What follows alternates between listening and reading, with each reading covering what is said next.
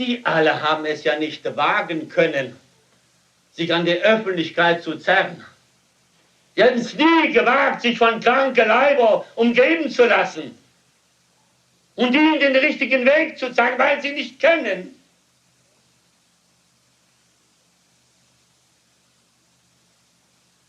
Irdisch gesehen bin ich doch nur ein kleines Menschenkind. Bin auch nur ein Handwerker. Ich stamme nur aus einer ganz armen Familie. Ich habe keine hohe Schulbildung, wie Sie meistens sie gehabt haben oder noch haben. Ich brauche das alles gar nicht. Ich brauche keine Bücher lesen. Ich brauche nicht auf Menschen hören. Aber eines habe ich nötig, auf den zu hören, zu denen ich gehöre. Und ich weiß, Sie gehören auch dazu. Dass ich die Wahrheit in mir aufnehme, dass ich in dieser lebe und ihm das dann gebe, was wirklich Wahrheit ist, von der Sie sich überzeugen können. Gehen Sie doch heraus. Sie brauchen nicht sagen, Sie können es, aber Sie werden von Menschen umgeben. Jetzt tun Sie es. Dann stehen Sie da. Was soll ich tun? Ja, Sie stehen dann in keiner Führung. Sie haben ja keine Verbindung aufgenommen. Sie sind ja nicht darauf vorbereitet. Sie haben ja nichts in sich. Dann würden Sie versuchen, wie es heute leider viele solcher Scharlatane gibt. Nicht von einer, sondern von vielen Seiten. Diesen Titel, das Wort, hat man mir auch zugelegt. Aber das schadet ja nichts.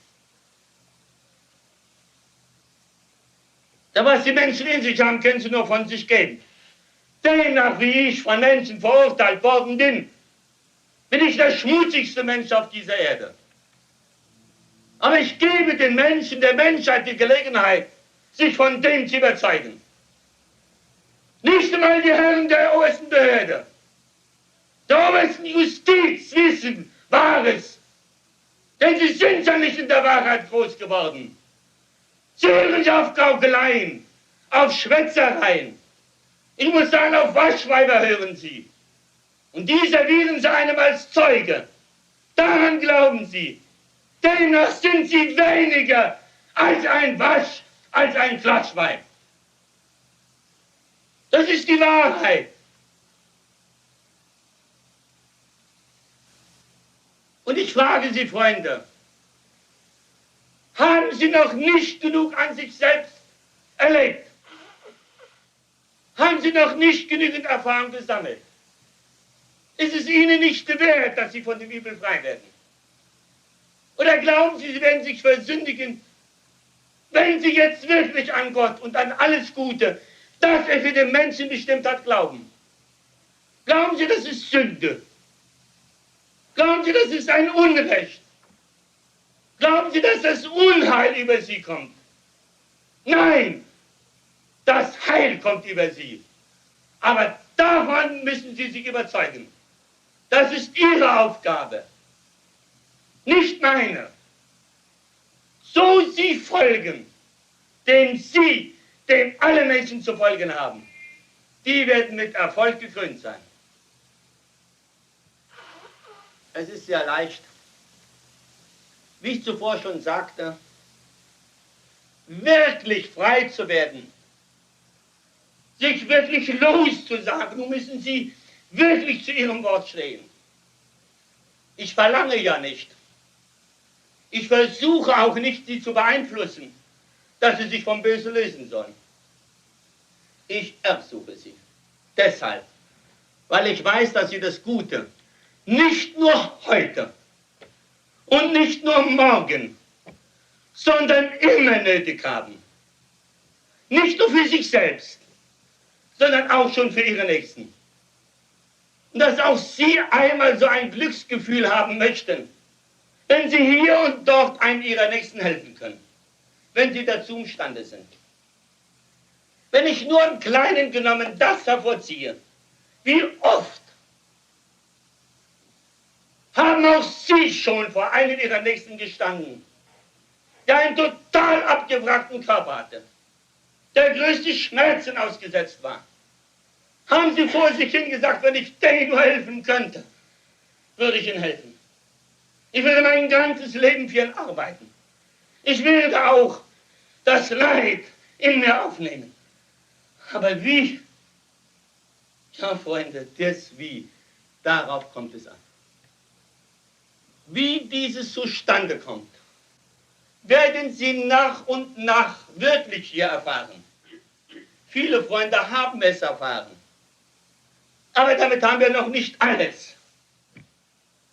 Das Fundament dieses Werkes beschränkt sich nicht nur auf Springer, Hameln, Hannover, Gofeld, dieses Fleckchen oder Deutschland. Nein. Er streckt sich auf dieser ganzen Erde. Aber überall, da muss ein Pfeiler sein, auf dem dieses Werk aufgebaut werden kann.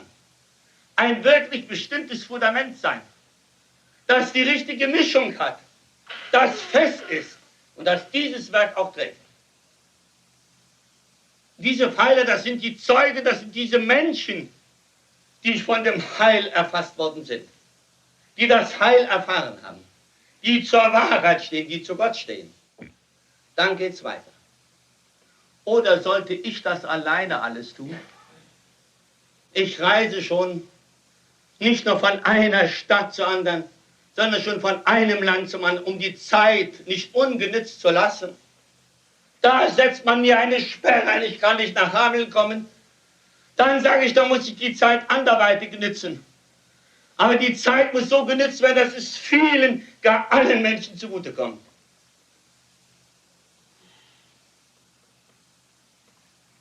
Frage, und was haben Sie getan?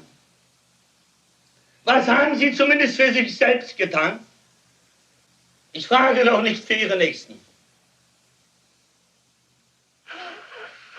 Aber ich, Freunde, bin doch nicht alleine hier. Es ist doch ein Gefolge, dann folgen Sie doch. Befolgen Sie das, was Sie für sich benötigen. Tun Sie es. Und damit werden Sie schon das, wozu Gott Sie bestimmt hat. Da folgen Sie Gott. Ich muss nicht immer hier bei Ihnen sein. Ich muss nicht immer zu Ihnen sprechen. Nein, eine Pflicht, die ich habe. Es tun. Das Wie wissen Sie nicht. Sie müssen auch nicht sprechen, Sie müssen nicht fragen, nicht verzagen, nicht klagen, nicht über das Böse sprechen. Nein. Sich von dem Bösen lösen, mit dem Guten verbinden. Und dann ist gut. Nun, liebe Freunde, wie gesagt, so beschränkt bin ich nicht. Ich muss weiter und ich werde auch weiter. Tja, Sie haben oft gehört, es war ja auch schon soweit.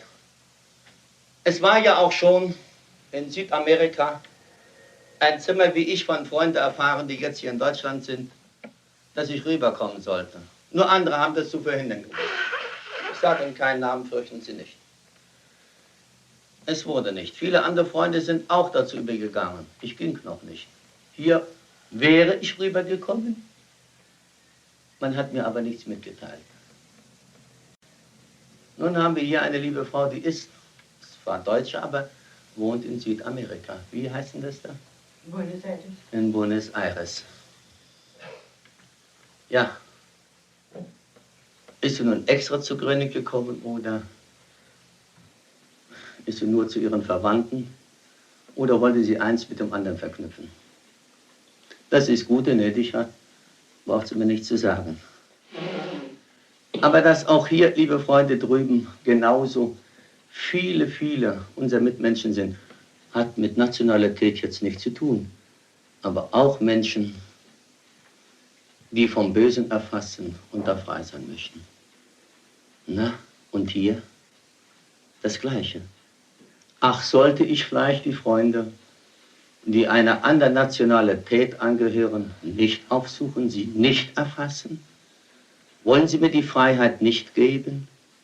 Soll ich immer hier sitzen, immer dasselbe, nur reden, sie immer nur ermahnen und sie tun nicht das Rechte?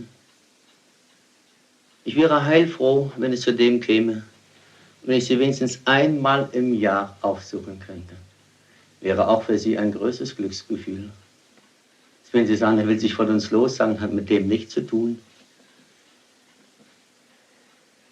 Aber vergessen wir unsere Nächsten nicht.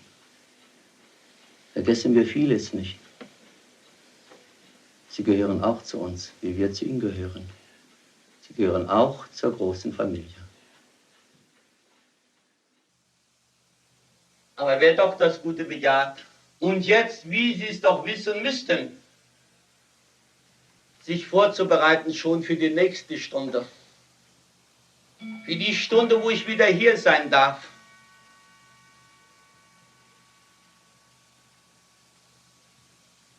Bereiten sich dafür vor, weil ich da selbst am 6. Dezember wieder hier bin, um Sie vorzubereiten, was für Sie Ihre eigene Geburt bedeutet.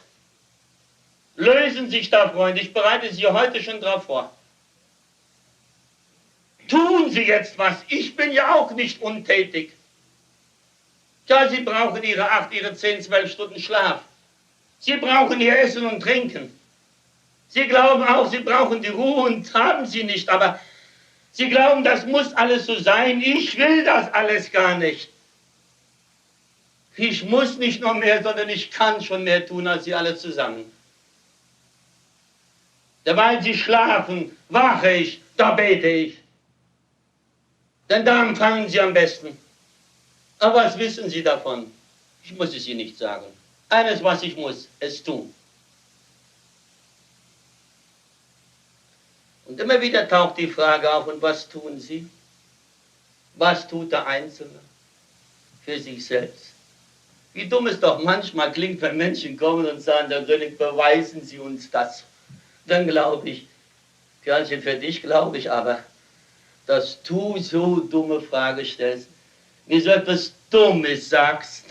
Ich soll dir beweisen, ich habe das Gute nicht nötig, ich besitze es. Aber du hast es nötig und ich soll dir das beweisen. Nein, ist doch komisch, dumm. Ich gebrauche nicht gern das Wort.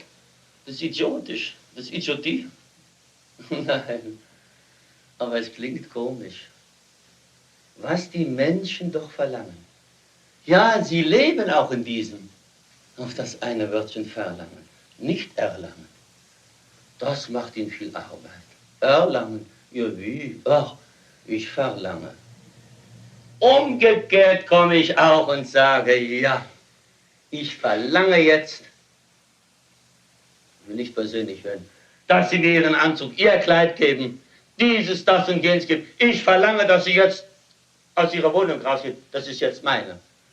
Na, was würden Sie dann sagen? Das ist Verlangen. Aber Sie verlangen ja doch mehr von Gott selbst. Sie verlangen, Sie, die meisten, fast alle Menschen verlangen. Ja, dass Sie erlangen sollten, all das, was für Sie bestimmt ist. Davon wissen Sie nichts, wie ich schon sagte. Und das wäre auch zu viel Arbeit. Und jetzt noch dieses Werk, jetzt noch die Gemeinschaft, jetzt noch zur Gemeinschaftsstunde kommen. Freunde, auch jetzt zuletzt hat es gezeigt, wir haben einen Teil Freunde, Gott sei Dank, los, die nicht echt waren, die da und dort hörten, er darf es nicht mehr tun, dann haben sie sich rausgezogen. Auf der anderen Seite, wo so ein Würmchen wühlte, wo es alles dazu tat, Böses aufgenommen, den Freunden das Böse gegeben, da sagten sie, nein, da gehe ich nicht mehr hin. Glauben Sie, dass ich heilfroh bin? Dass dadurch nur die Ruhe zustande kommen kann? Dass es so leicht keine Störung gibt? Aber jetzt glauben Sie auch, dass ich mein Augenmerk noch mehr darauf richten werde. Das werde ich tun. Oh.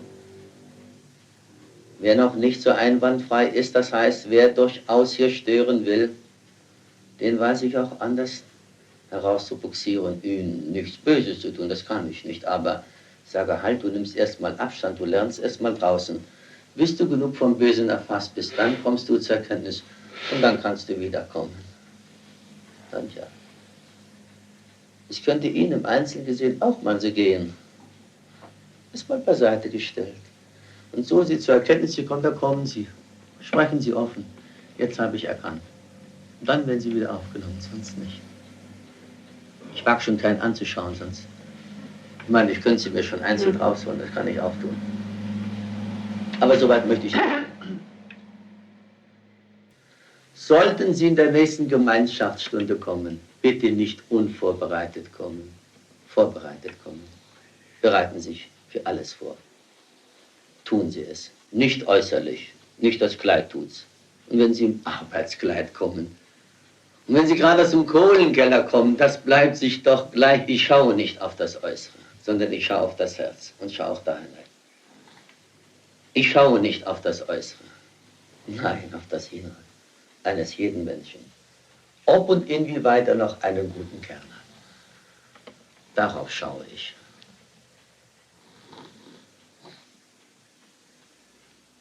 Also ich glaube Ihnen jetzt so viel gesagt zu haben, dass Sie mit dem von mir Gesagten auch wissen müssten, was Sie sich selbst schuldig sind. Und dass Sie jetzt zur Selbsterkenntnis kommen. Ich schließe jetzt ab, liebe Freunde. Wir sprechen uns nachher noch. Ich lasse erst das Tonband noch laufen. Indem ich Ihnen alles Liebe, Gute wünsche. Ich habe nur einen Herzenswunsch.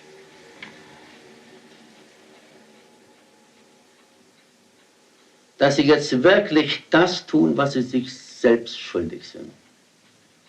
Tun Sie es, dann dienen Sie Gott. Für dieses Dienen wird Gott Ihnen den Lohn geben. Und Sie werden das Heil von ihm, das von ihm ausgeht, auch am eigenen Körper erfahren.